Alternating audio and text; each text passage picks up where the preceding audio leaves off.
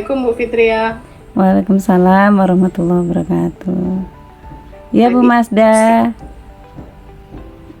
enggak juga. Ada apa nih? Kok kayaknya lagi ada apa ini?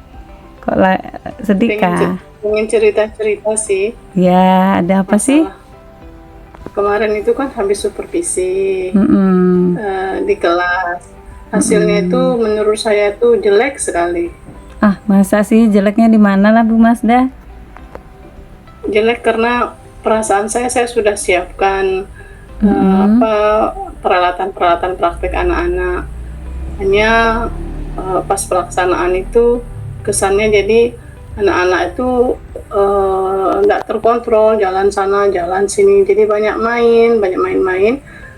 Akhirnya pas selesai supervisi itu Mm-mm. kepala sekolah mengatakan bahwa saya kayaknya perlulah ditingkatkan bagaimana caranya untuk manajemen kelas supaya anak-anaknya tetap tertib. Mm-mm. Mm-mm. Karena pas praktek tuh anak-anaknya banyak jalan sana jalan sini. Mm-mm. Kok bisa seperti itu sih Bu? Nggak ada tugas kah ke anak-anak atau gimana? Tugasnya banyak Bu, tapi mungkin menurut saya sih ada beberapa faktor sih yang menyebabkan anak-anak jadi banyak-banyak bermain gitu. Memang kemarin tuh tujuan pembelajarannya tentang apa Bu? Tentang menentukan kalor lebur dengan kalor uap. Jadi anak-anak itu ceritanya itu menghitung durasi atau lamanya waktu ketika air berubah menjadi uap air dalam 1 sendok dengan merubah 1 sendok es batu menjadi air. Tapi akhirnya karena pakai lilin, anak-anak banyaknya main semuanya. Memang Jadi kegiatannya apa? kesannya itu Berarti praktek gitu ya? praktek. Iya, praktek. Heeh. Bawa sendiri-sendiri kah barang prakteknya atau gimana Bu? Saya sih yang siapkan. Itu seluruh anak atau gimana tuh yang jalan-jalan? Kan satu kelompok itu kan terdiri atas 5 sampai 6. Jadi kerja di satu meja. Jadinya itu mereka tuh bukan kerja di mejanya sendiri, tapi malah jalan sana jalan sini ke kelompok lain. Sebenarnya Jadi udah bagus sih ya. jadi Heeh. berjalan sana sini. Mm-mm. Terus ini apa? Akhirnya Ibu gimana cara nganukan anak tuh biar tidak berjalan sana sini? Sampai akhir tuh, akhirnya sampai terakhir anak-anak jalan sana jalan sini. Baru nanti pas sudah akhirnya saya bilang kembali ke meja masing-masing, baru kembali ke meja masing-masing, baru mengerjakan tugas. Tampaknya ujung-ujungnya waktu presentasinya nggak cukup. Oh gitu. Pada saat itu dikasih waktu atau enggak anak-anak tuh? Waktu praktek ya saya kasih durasi waktu prakteknya 30 menit ya, tapi karena banyak yang belum selesai, akhirnya banyak apa ya, nggak cukup waktu. Oh Jadi gitu. waktu untuk presentasinya tuh nggak cukup karena kelamaan praktek.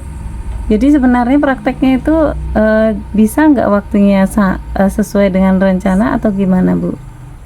Kendalanya apa kemarin kok bisa molor ya, gitu? Kira-kira kenapa? Ya ini sih yang menjadi kendala barangkali. Pertama karena pelaksanaan praktek tidak di ruang lab ya Bu, jadi tidak ada meja praktek khusus. Kemudian nah ini saya rasa Bu kendalanya ada alat praktek yang tidak cukup, itu stopwatch. Oh gitu. Stopwatchnya cuma ada 2, sementara kelompoknya ada 5. Jadi satu kelompok itu pakai stopwatchnya sampai selesai. Yang lain otomatis yang lain kan ngerubungin gitu loh, ngerubungin sambil menunggu antrian stopwatch. Salah satunya itu sih barangkali karena peralatan yang nggak lengkap. Mungkin bisa diganti dengan yang lain Bu, stopwatch atau gimana? Itulah akhirnya saya menyadari bahwa nantinya itu solusinya untuk materi yang sama berarti saya minta aja anak bawa HP kan ada aplikasi stopwatch kan, ada aplikasi stopwatch. Jadi pas praktek sebaiknya saya itu nantinya bawa anak-anak setiap kelompok suruh bawa HP masing-masing. Jadi ada stopwatchnya masing-masing, jadi tidak antri, tidak ganti-gantian. Itu sih mungkin salah satu ya solusinya ya Bu ya, anak-anak harus bawa alat yang sekiranya bisa dibawa dari rumah ya mereka harus bawa dari rumah. Saya rasa itu mungkin solusinya. Jadi setiap kelompok tuh peralatannya cukup. Menurut saya langkah yang Ibu Masda ambil kalau sekiranya seperti itu sih itu sudah bagus sekali ya Bu ya. Terutama penggunaan stopwatch pakai HP itu tadi. Mungkin ada jalan lain kalau misalkan HP tidak bisa saja mungkin pakai satu gitu, tidak bisa kalau misal di depan gitu gimana? Serentak gitu ya? Serentak. Kita mulai gitu mungkin, ya? Mungkin bisa seperti itu. Oh iya betul. Karena kan saya pikir gini Bu, karena kan setiap kelompok itu kan makanya harus satu kelompok satu itu karena setiap kelompok itu masa airnya kan beda-beda. Oh iya. Semakin banyak masa airnya semakin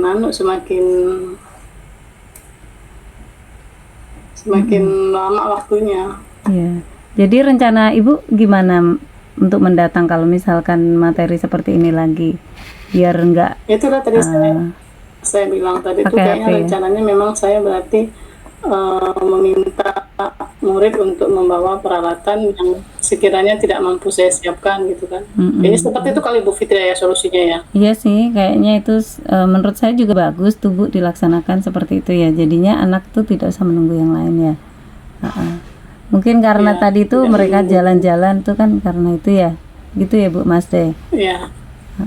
Iya. Jadi kedepannya nanti kalau misal pada pembelajaran yang senada dengan ini Bu Masda gimana perlengkapannya gimana? Menyuruh murid kali ya Bu, murid menyiapkan peralatan yang sekiranya bisa disiapkan dari rumah.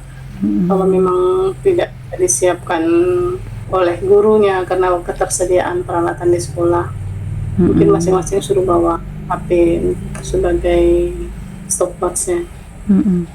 Lalu untuk ini yang tadi karena tidak di lab, jadi biar membuat suasananya gimana Bu? Tadi kan kata Bu Mas, mungkin karena enggak ini gitu ya, enggak di lab, jadi rasanya anak-anak gimana gitu ya. Ya, jadi biar motivasinya gimana? Ya kayak solusinya nanti untuk kegiatan praktek berikutnya saya akan tepikan aja kali meja-mejanya, kemudian disiapkan meja di tengah untuk meja praktek. Jadi bisa berdiri semua berkumpul di meja praktek setiap kelompoknya, kelompok 1, kelompok 2, kelompok 3, kelompok 4, kelompok 5. Jadi enggak jalan sana jalan sini. Itu saja sih saya rasa. Iya. Bagus sih Bu, tadi berarti udah lancar lah ya. Mudah-mudahan kedepannya enggak ini. Jadi itu yang dari kepala sekolah tadi ya. Ya. Iyalah. Mudah-mudahan bisa nanti berikutnya saya laksanakan. Terima kasih ya Bu Fitria. Sama-sama Ibu. Semoga nanti kedepannya lebih lancar lagi. Kemudian bisa anak-anak yang nggak lari-lari lagi. Iya. Oke, terima kasih Bu. Silahkan lanjut ya mengajarnya. Siap Bu. Semoga sama-sama dimudahkan Allah.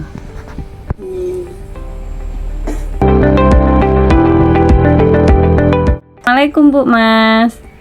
Waalaikumsalam. Apa kabar Bu Mas? Ada apa Bu Fitria? Alhamdulillah. Duduk lalu duduk. Makasih. Ganggu enggak nih? Boleh nggak curhat dong Ma? Curhat boleh. Bu Mas kok, tapi diam-diam ya, ini untuk kita aja ya. Oke. Rahasia. Jadi kok off the record lah gitu ya. Iya. Bu Mas kok saya tuh ngerasa ya ngajar bahasa Inggris tuh terutama yang sekarang ini ya, kok rasanya berat sekali ya. Beberapa waktu lalu karena saya ini gimana ya, pokoknya anak-anak tuh kayaknya nggak berhasil deh. Gimana ya Nggak baiknya? berhasil menurut Ibu. Menurut Ibu memang indikator keberhasilan itu seperti apa? Ya minimal mereka itu ketika di kelas tuh aktif pakai bahasa Inggris gitu, minimal kan apa ya, mereka sih semangat ya Bu Mas ya, tetapi kok pakai bahasa Indonesia kemudian nggak mau mereka ngomong bahasa Inggris gitu loh. Jadi padahal saya udah berusaha untuk memancing pakai bahasa Inggris ya, tapi kok enggak gitu, nggak respon pakai bahasa Inggris juga gitu loh. Kalau menurut Bu Fitria, gara-gara mereka nggak mau respon tuh alasannya apa pertama menurut Ibu sih? Kalau menurut Ibu? Saya raba-raba sih kayaknya karena nggak tahu kosakata ya. Tapi saya sering loh Bu Mas ngasih tahu, misalkan kalau mau ke WC itu harusnya ngomong may I go to the restroom please gitu. Tapi mereka tuh selalu nggak pakai itu gitu loh ya. Jadi baiknya gimana lah, atau harus dihukum gitu ya?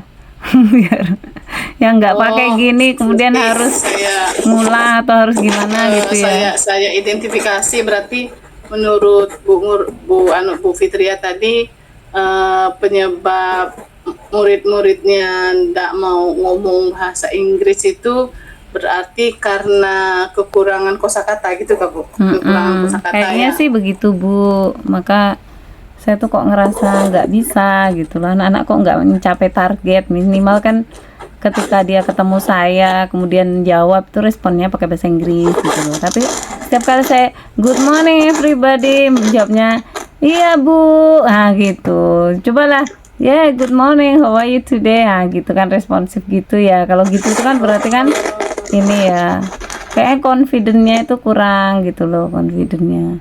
Jadi mungkin ya. Jadi selain kekurangan kosakata itu berarti Bu Fitria menganggap bahwa anak muridnya itu kurang confident gitu ya Bu ya? Kurang percaya diri untuk berbicara bahasa Inggris. Kadang kawannya juga ngolok alay, mungkin gitu ya. Saya pun nggak saya bertanya, kok kalian tuh nggak pernah sih ngomong pakai bahasa Inggris, ketawa aja mereka kan. Jadi gimana lah membangkitkan semangat mereka tuh ya kalau di kelas. Jadi di sini saya tangkap itu Bu Fitria, saya tangkap bahwa penyebab anak-anak Bu Fitria itu tidak mau ngomong bahasa Inggris, pertama karena kekurangan kosakata, kedua karena kurang confident atau kurang percaya diri. Ada dua ya Bu ya?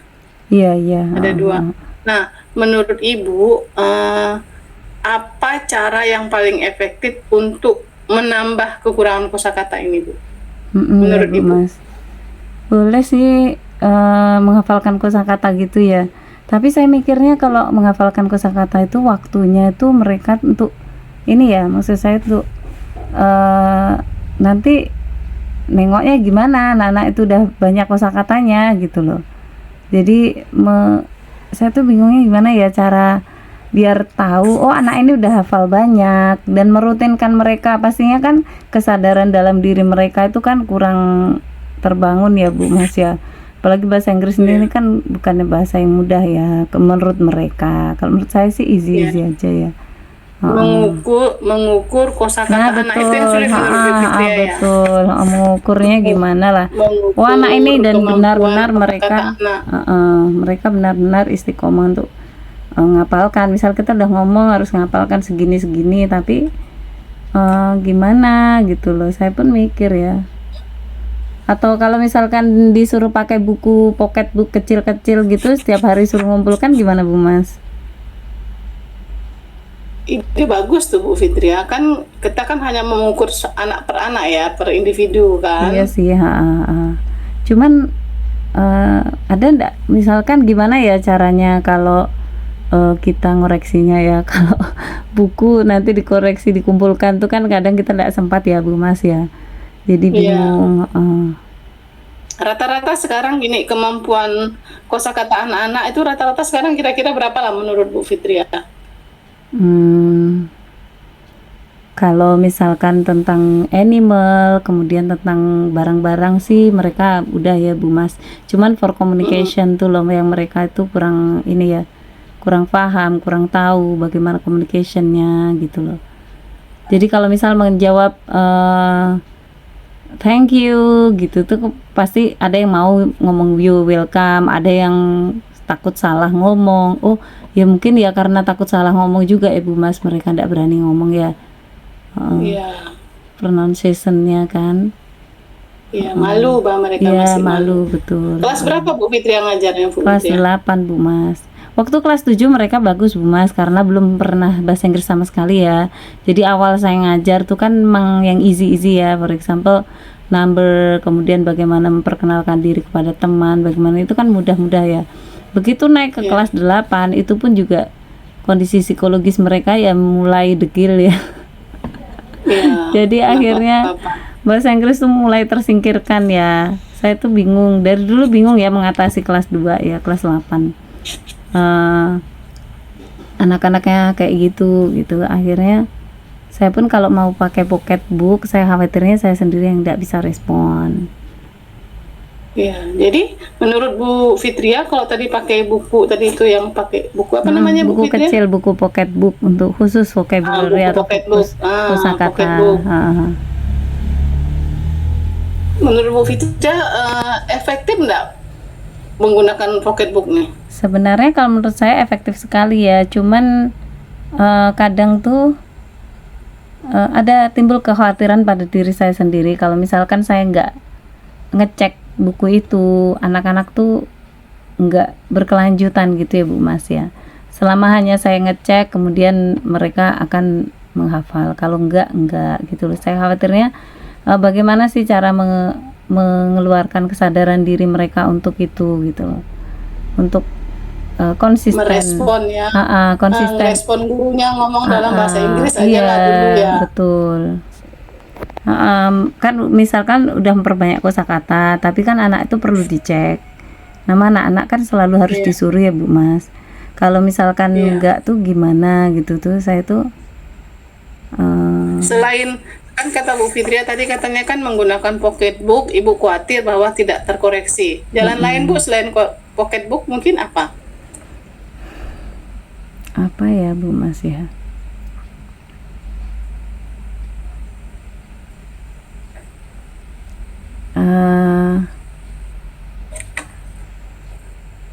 Mungkin diperbanyak tugas di rumah ya, tapi saya kira kalau tugas di rumah pakai video atau apa itu kadang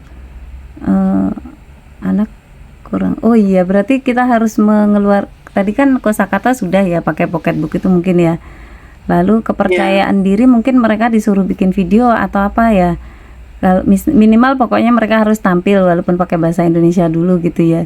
Atau pakai bahasa Inggris yang video dialog gitu ya Bu ya. Atau video bahasa Inggris yang ringan aja lah, misalkan ngasih ke kawannya thank you, you welcome, gitu aja ya Bu Mas ya. Oh iya betul.